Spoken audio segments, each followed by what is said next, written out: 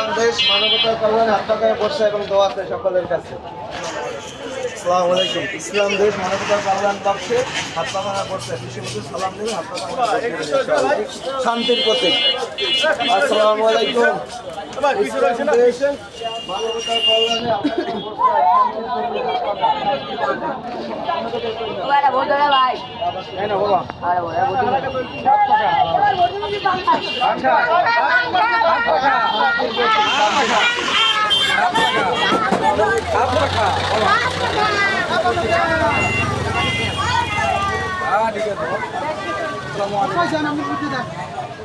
ভাই পরিচিত ভাই